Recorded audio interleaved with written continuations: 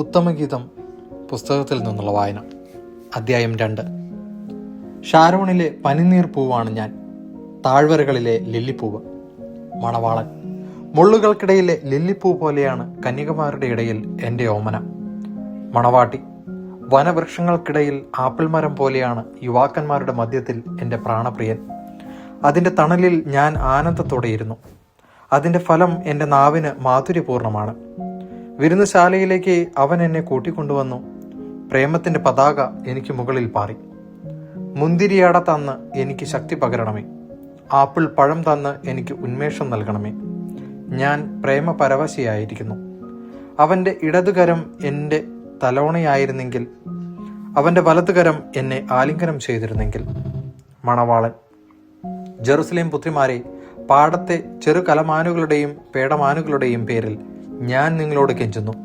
സമയമാകും മുമ്പ് നിങ്ങൾ പ്രേമത്തെ തട്ടി ഉണർത്തരുതേ, ഇളക്കി വിടരുതേ. ഗാനം 2. മണവാട്ടി: അതാ എൻ്റെ പ്രിയൻ്റെ സ്വരം, അതാ മലമുകളിലൂടെ കുതിച്ചു ചാടിയും കുന്നുകളിൽ തുള്ളിച്ചാടിയും അവൻ വരുന്നു. എൻ്റെ പ്രിയൻ ചെറുമാനിനെ പോലെയോ കലമാൻകുട്ടിയെ പോലെയോ ആണ്. കിളിവാതിലിലൂടെ നോക്കിക്കൊണ്ട്, അഴികളിലൂടെ ഒളിഞ്ഞു നോക്കിക്കൊണ്ട് അതാ അവൻ ഭിത്തിക്ക് പിന്നിൽ നിൽക്കുന്നു. എൻ്റെ പ്രിയൻ എന്നോട് മന്ത്രിക്കുന്നു. മണവാളൻ: എൻ്റെ യോമനെ, എൻ്റെ സുന്ദരി, എഴുന്നേൽക്കുക, ഇറങ്ങി വരിക. ഇതാ ശിശിരം പോയി മറഞ്ഞു, മഴ മാറിക്കഴിഞ്ഞു, ഭൂമിയിൽ പുഷ്പങ്ങൾ വിരിഞ്ഞു തുടങ്ങി. ഗാനാലാപത്തിൻ്റെ സമയമായി. അരിപ്രാവുകൾ കുറുകുന്നത് നമ്മുടെ നാട്ടിൽ കേട്ടു തുടങ്ങി. അത്തിമരം കായ്ച്ചു തുടങ്ങി.